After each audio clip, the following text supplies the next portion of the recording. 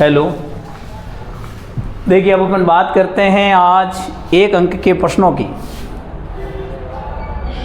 एक अंक के प्रश्नों की बात करते हैं क्लास 10th के, जिसके अंदर हम पहला चैप्टर पढ़ रहे हैं वास्तविक संख्याएं। देखो वास्तविक संख्या के अंदर हमारे पास एक अंक के क्या क्या प्रश्न बन सकते हैं, क्या टॉपिक है, ध्यान से देखिएगा इस बोर्ड पे पूरा। सबसे पहले आपको जो पहला चैप्टर रियल नंबर्स है वास्तविक संख्याएं, उसके लिए एक नंबर के जो क्वेश्चंस बनेंगे आरबीसी सीबीएसई दोनों ही बोर्ड के लिए, ध्यान से देखिएगा। पहला हमारे पास है प्राइम नंबर्स, अभाज्य संख्याएं। कि भाई प्राइम नंबर्स होता है क्या है? वे संख्याएं जो स्वयं और एक से विभाजित हो, उसमें डिवाइड 1 का और इट सेल्फ का होना चाहिए।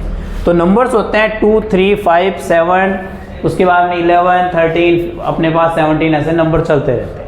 तो इस नंबर्स में आपको ये ध्यान रखना है कि total factor of any prime number, पहली बात तो किसी अभाज्य संख्या के कुल गुणनखंड कितने होंगे।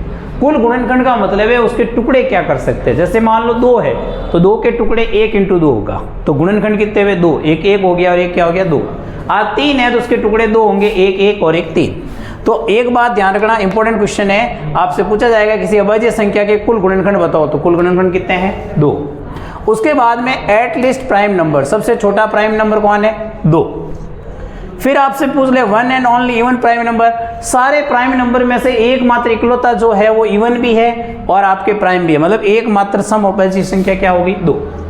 1 से लेके 100 तक कुल अभाज्य संख्या कितनी होती है 25।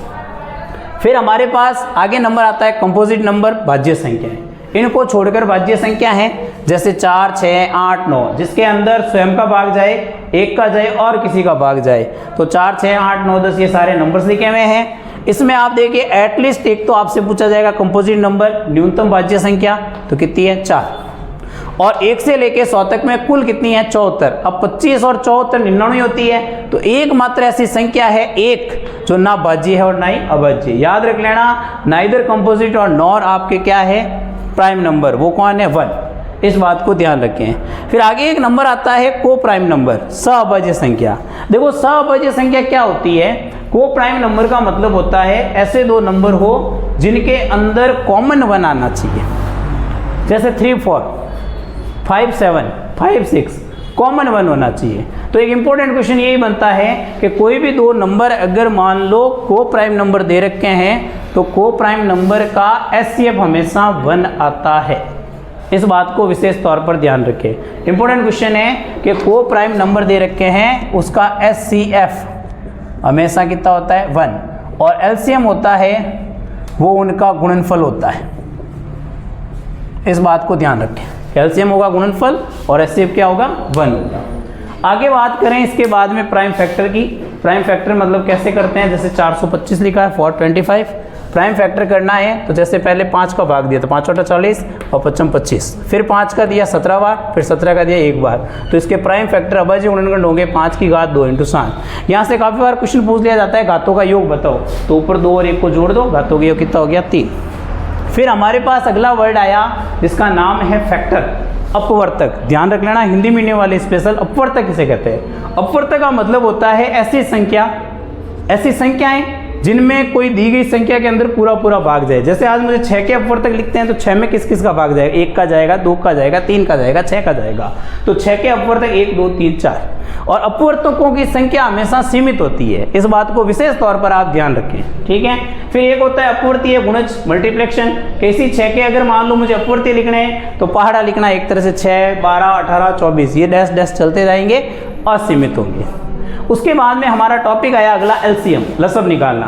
3 संख्याओं का लसब निकालना है, तीनों को 7 लिखे, भाग देना। जैसे 2 का भाग दिया 12 में 6, 2 में 18 में दिया 9, 2 का 24 में दिया 12, फिर 2 का दिया 3, 9 और यहाँ 6, 2 का दिया 3 में जाएगा नहीं 9 में जाएगा, इसमें 3 का दिया 1, 3, 1, 3 का दिया सारे 1। अब इन सबका गुणनफल कर लेंगे तो 2 3 बार आया, 3 2 बार, गुणा करने पर 72 आया, तो ये तीनों ही संख्या का क्या हो गया लसब हो गया।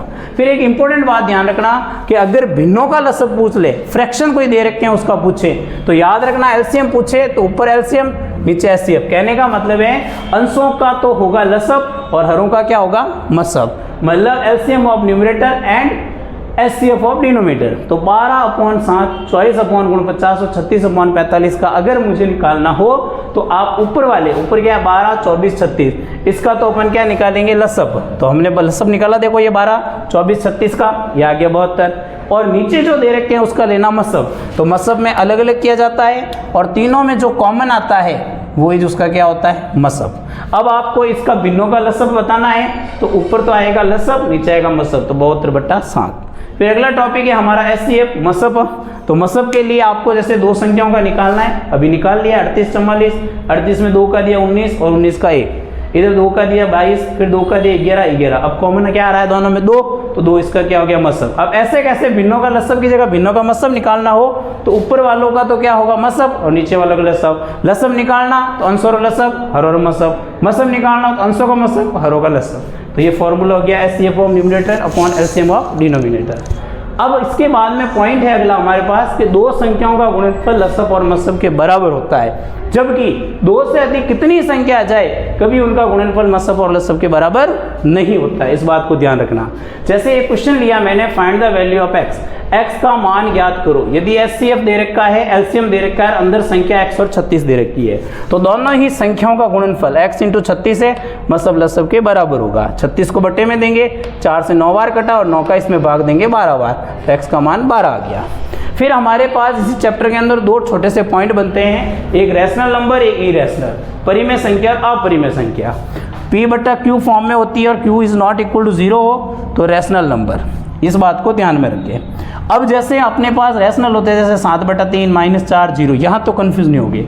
पॉइंटों में है वो भी रैशनल है, पॉइंट के बाद में आवर्ती हो रही है और ऊपर ऐसे बार लगा हुआ है, या कभी कभी ऐसे भी दिया जाता है, याद रख लेना, ऊपर ऐसे डॉट किए जाते हैं, तो भी वो क्या होती है रैशनल। और पॉइंट के बाद में अगर आवर्ती समान हो, रिपीटेशन अगर सेम हो, जैसे 42, 42, 42 चलता जा रहा है, तो ये भी क्या कहलाएगा आपके रैशनल नंबर कहलाएगा।